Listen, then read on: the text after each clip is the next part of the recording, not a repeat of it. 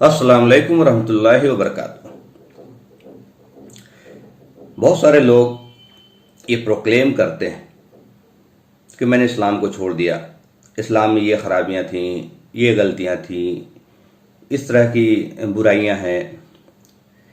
Actually मैं ये एक बात बताना चाह रहा हूँ कि जो लोग ये प्रोक्लेम कर रहे हैं कि मैंने इस्लाम छोड़ दिया, उन्होंने असल में इस्लाम को समझा ही नहीं, इस्लाम को जाना ही नहीं। इस्लाम की जो बेसिक्स है, जो फंडामेंटल्स है, उन्होंने उसको जाना नहीं। बल्कि शुरू से आप देखेंगे इस्लाम को सबसे ज़्यादा नुकसान बाहरी ताकतों से नहीं पहुंचा, इस्लाम को सबसे ज़्यादा नुकसान खुद मुसलमानों ने पहुंचाया। सबसे पहले डिवीज़न जो हुआ शिया सुन्नी का हुआ, और इस बात पे नहीं हुआ कि अल्लाह कौन है। वो भी अल्लाह को उसी फॉर्म में, उसी प्रॉपर्टीज़ के साथ मानते हैं जैसे सुन्नी मानते हैं, शिया मानते हैं। ना कुरान के ऊपर डिवीज़न हुआ, ना मोहम्मद सल्लल्लाहु अलैहि वसल्लम के ऊपर डिवीज़न हुआ। एक छोटी सी इवेंट्स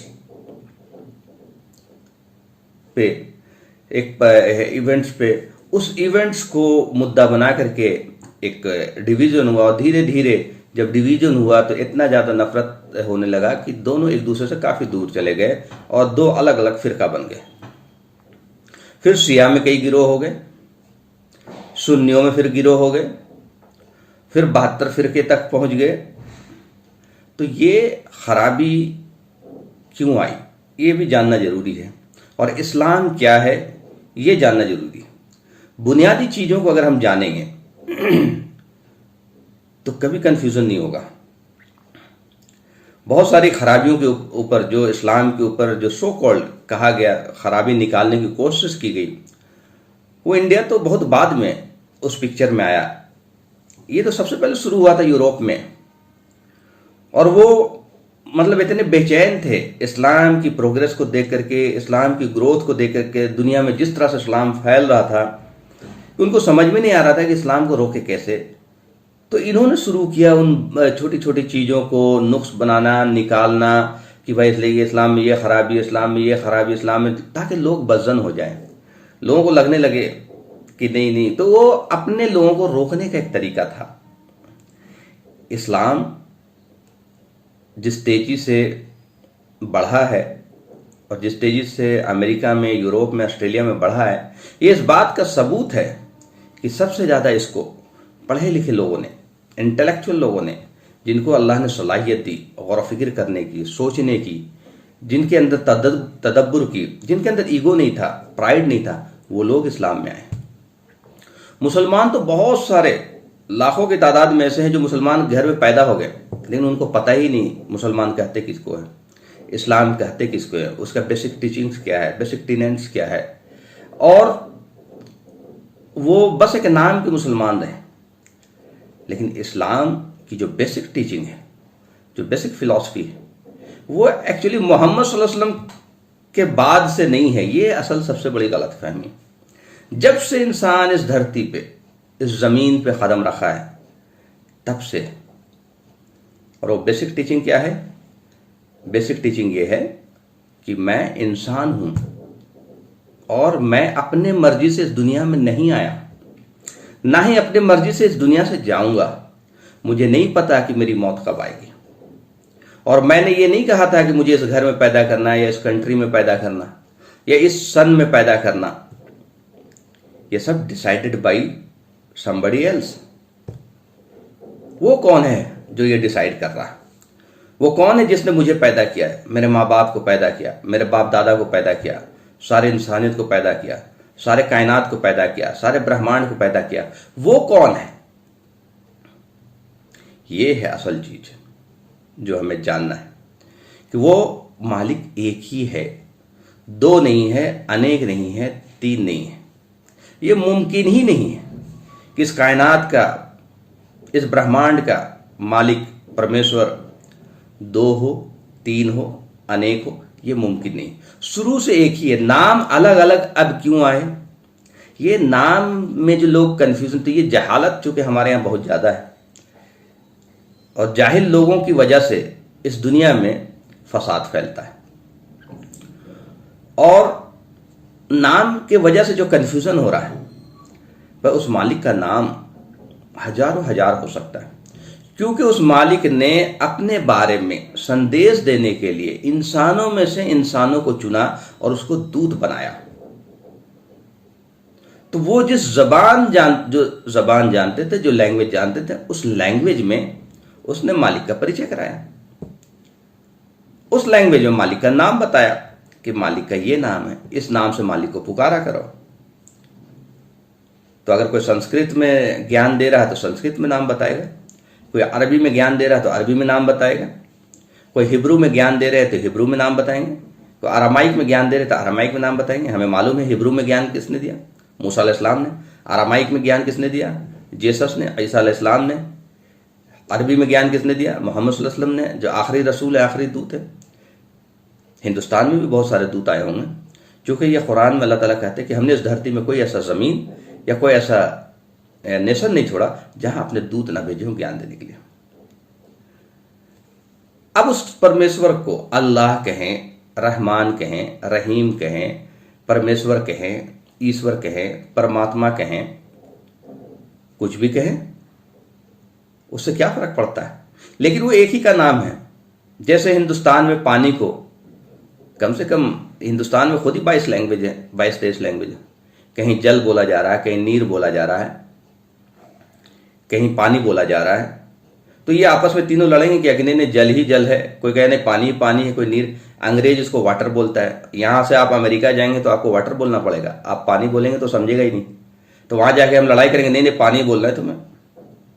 सऊदी अरब में जाएंगे तो माँ बोलता है मोया पानी को, वहां जाके लड़ाई करेंगे कि नहीं नहीं पानी बोलना है।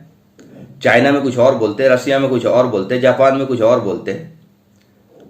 तो एक पानी, अब पानी को अब जब लड़ाई कर ले दो आदमी, 2-3 आदमी लड़ने लगे और किसी अदालत में जाए तो वो कैसे सुलझाएगा? वो ऐसे सुलझाएगा कि भाई देखो, जिसे तुम पानी बोल रहे, जिसे ये वाटर बोल रहा है, दोनों एक ही चीज है, क्योंकि दोनों का केमिकल कंपोजिशन वो एक है। बेसिकली डिफिनेशन बताएगा उसका कि वो H2 है, 2 हाइड्रोजन है प्लस 1 ऑक्सीजन है, उसका कॉम्बिनेशन है पानी। हर उजला दिखने वाला चीज, एसिड भी उजला दिखता है, वो पानी नहीं होगा, लेकिन जिसका कॉम्बिनेशन H2O होगा वो पानी होगा।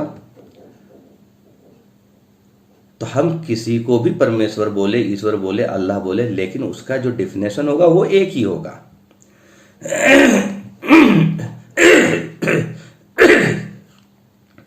डेफिनेशन दो नहीं हो सकता। तो ये जो दुनिया में लड़ाई हो रही है, दुनिया में लड़ाई इस बात की हो रही है कि मेरा खुदा अलग है, इसका खुदा अलग है, मेरा भगवान अलग है, इसका भगवान अलग है, मेरा भगवान सही है, इसका भगवान गलत है, मैं सही हूं, ये गलत है। तो एक्चुअली हमें गौर फिक्र करना चाहिए, सोचना चाहिए, लोगों के बहकावे में नहीं आना चाहिए। हर जमाने में लोग ऐसे रहे हैं जो प्रोपगंडा फैलाने वाले, गलत बातें फैलाने वाले रहे, हर जमाने में रहे। उस परमेश्वर का डिफिनेशन, उस अल्लाह का डिफिनेशन क्या है? वो डिफिनेशन कभी किसी चीज का नहीं बदलता है, कभी नहीं बदलता किसी चीज का डिफिनेशन। तो मालिक का डिफिनेशन कैसे बदल जाएगा? क्या मालिक ने सभी दूत को अलग अलग डिफिनेशन दिया होगा? क्या मालिक पूरी दुनिया को कंफ्यूज कर देगा? क्या मालिक अपने दूतों के जरिए किसी को बताएगा कि मेरी पूजा करो, किसी को कहेगा मेरी पूजा मत करो, किसी को कहेगा पेड़ पौधे की करो, किसी को कहेगा सूरज की करो, किसी को कहेगा चांद की करो, किसी को कहेगा इंसान की करो, किसी को कहेगा मरे हुए करो, किसी को कहेगा जिंदे ही करो? ऐसी बात तो नहीं कर सकता ना मालिक। तो मालिक ने अपनी डिफिनेशन हमेशा से दिया है, ये बहुत ही खास बात है। और ये डिफिनेशन चाहे कुरान का हो, चाहे बाइबल का हो, चाहे वेद का हो, वो एक ही है, दो नहीं हो सकता। आप जाकर के खुद देखें, रिसर्च करें, आप इन लोगों के बहकावे में ना आए, चूंकि आपकी और हमारी जिंदगी बहुत कीमती है और हम सबको परमेश्वर के पास लौटना है। अगर ना लौटना होता तो दुनिया में जो मर्जी सो करते, लेकिन लौटना है, और वहां लौटना है तो हमें जानना चाहिए कि लौटने के बाद क्या होगा। ये ग्रंथ क्या कहते हैं, ये लोग क्या कहते हैं वो इंपॉर्टेंट नहीं है, ये ग्रंथ क्या कहते हैं वो इंपॉर्टेंट है। तो उस मालिक का डिफिनेशन जो कुरान में, जो सबसे पहला डिफिनेशन है सूरह इखलास में, उसमें कहा गया बिस्मिल्लाहिर्रहमानिर्रहीम कुल हुवल्लाहु अहद, कहिए वो मालिक एक है। अहद कहते एक को, दो नहीं है, तीन नहीं है, अनेक नहीं। और ये लॉजिकल बात भी है। किसी स्कूल के 2 प्रिंसिपल नहीं होते, किसी कंट्री के 2 हेड नहीं होते, जहां दो होंगे वहां लड़ाई होगी, तो मालिक के यहाँ ही वहां लड़ाई हो जाता। एक कहता आज पानी बरसेगा, एक कहता नहीं बरसेगा, एक कहता सूरज निकलेगा, एक कहता नहीं निकलेगा। और फिर अगर मालिक दो होते या अलग अलग धर्मों के मानने वाले के मालिक अलग अलग होते या अलग अलग कंट्री के मानने वाले रहने वालों के मालिक अलग अलग होते, तो इंसानों का डिजाइन अलग अलग होता। अलग अलग धर्मों के लोगों का डिजाइन अलग अलग होता, अलग अलग कंट्री के लोगों का डिजाइन अलग अलग होता। सारी दुनिया में इंसानों का डिजाइन एक ही है। दो ही हाथ, दो ही पैर, दो ही आंख, दो ही कान, एक ही जगह पे नाक, एक ही सर। न एहसास के लेवल पे, न पेन के लेवल पे, न दुख के लेवल पे, न सुख के लेवल पे। ये इस बात का सबूत है कि जो हमारा डिजाइनर है वो एक है, दो नहीं। दो अलग अलग कंपनी एक तरह का प्रोडक्ट क्यों बनाएगी? तो चूंकि इंसान एक दूसरे से इतना ज्यादा नफरत करने लगा है, एक दूसरे से ज्यादा इतना नफरत में आगे निकल चुका है कि हमें बस चीजों को निगेट करना है, उसको गलत साबित करना है। सही बात क्या है उसे बाहर नहीं लाना है। ये है असल जो इंसानियत के लिए खतरा है कि हमें सही बात बाहर लाना चाहिए, वेदों का ज्ञान बाहर लाना चाहिए, कुरान का ज्ञान बाहर लाना चाहिए, बाइबल का ज्ञान बाहर लाना चाहिए। और आप देखेंगे कि इन सब का ज्ञान जो बेसिक फंडामेंटल ज्ञान है वो एक है, दो नहीं हो सकता, मुमकिन ही नहीं है। ये वेद में भी है कि वो मालिक एक है, दो नहीं है। एकम अविदित्यम एक जगह आ रहा, फिर एक जगह आता एकम ब्रह्म द्वितीय नास्ति नेहना नास्ति किंचनो, ब्रह्म एक ही है, दूसरा नहीं है, नहीं है, कदापित नहीं। तो ये एक का कंसेप्ट जो है सारे ग्रंथों में मिलेगा। आप बाइबल में चले जाएं, उसमें भी ईसा अलैहिस्सलाम, जीसस कहीं नहीं कहते आई एम गॉड, वो कहते हैं he is one and only. मूसा अलैहिस्सलाम ने नहीं कहा कि मैं गॉड हूं, उन्होंने कहा हम सबका मालिक एक है। तो जब मालिक एक है,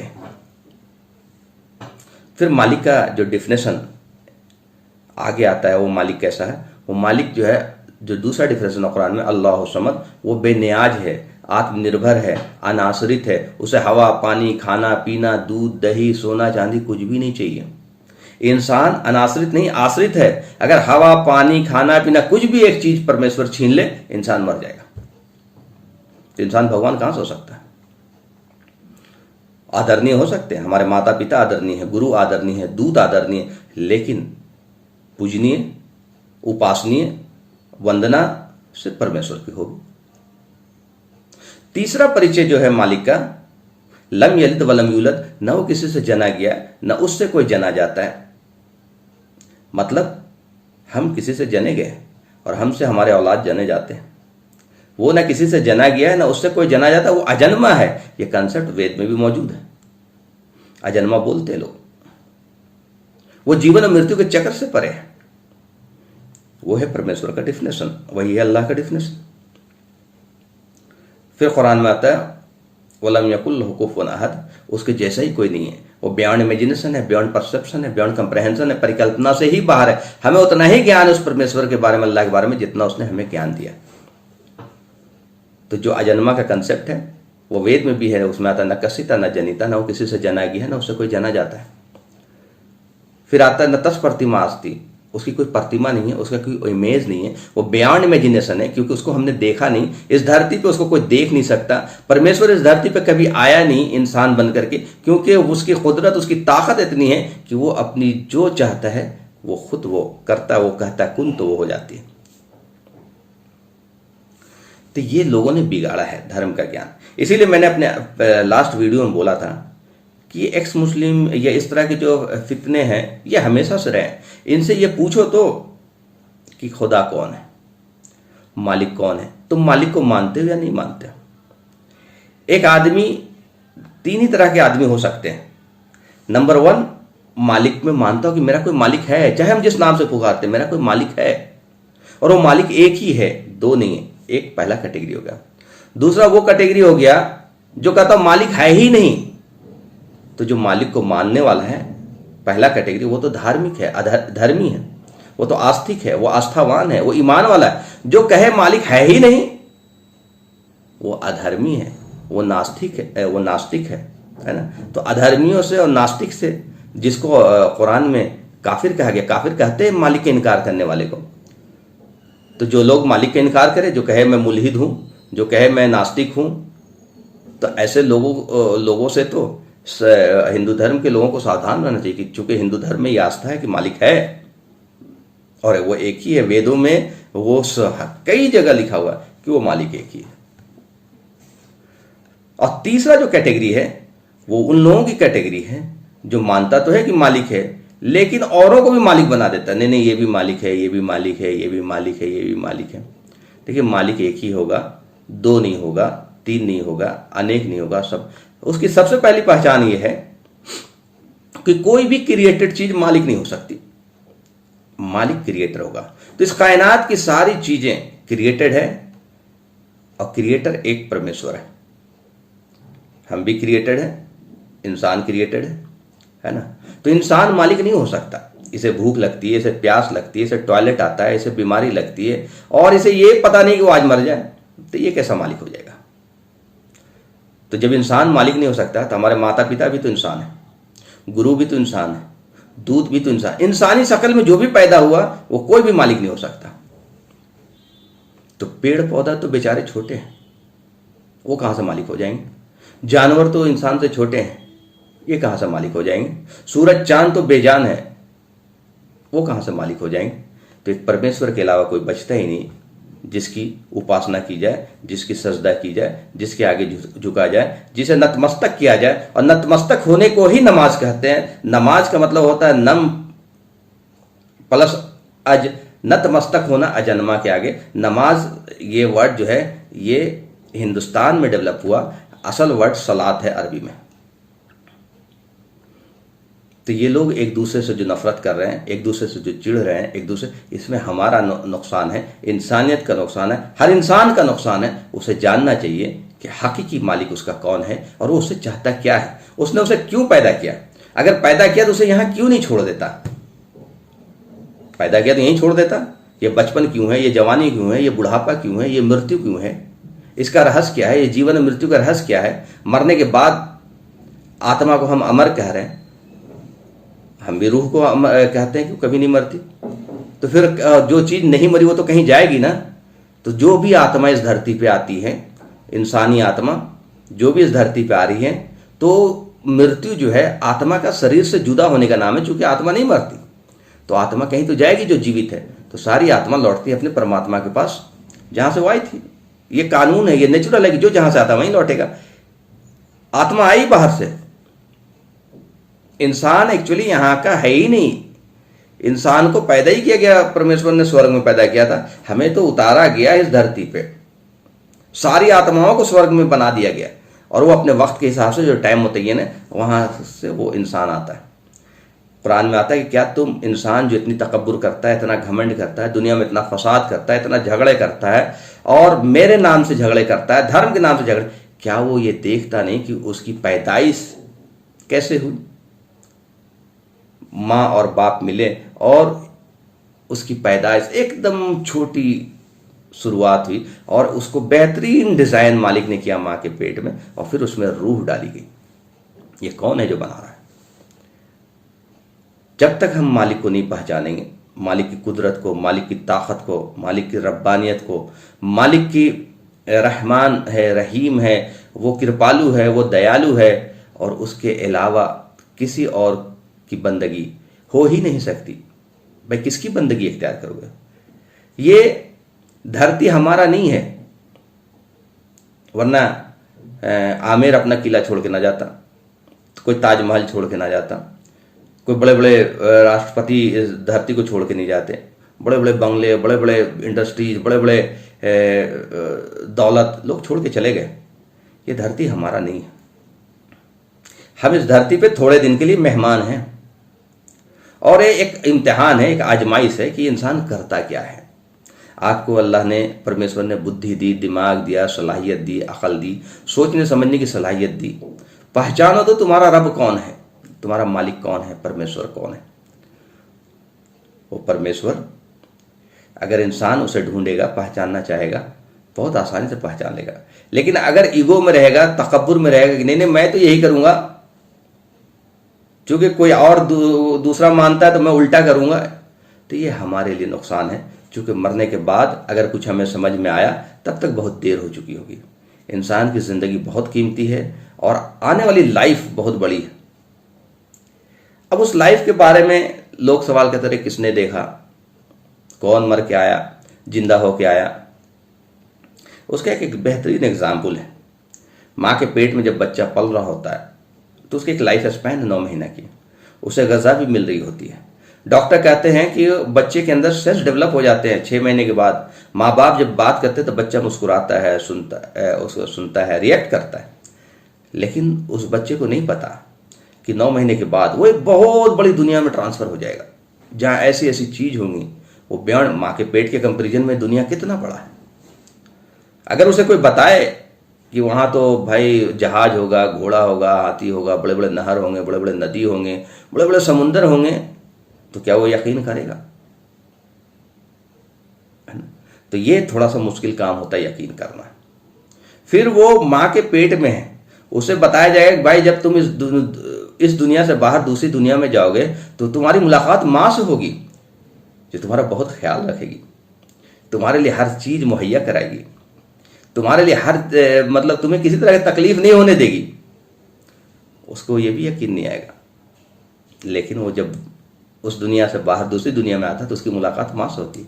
तो हम जब इस दुनिया से दूसरी दुनिया में जाएंगे तो हमारी मुलाकात परमेश्वर से होगी, अल्लाह से होगा, और हमारे लिए वो बेहतरीन नेमत उसने तैयार की। जैसे माँ अपने बच्चे के लिए आने से पहले कितनी नेमतें तैयार करके रखती है, उसका बिस्तर, उसका बेड, उसके चादर, उसके दूध का बोतल, उसके इसका बोतल, मतलब लाखों रुपया खर्च करती है।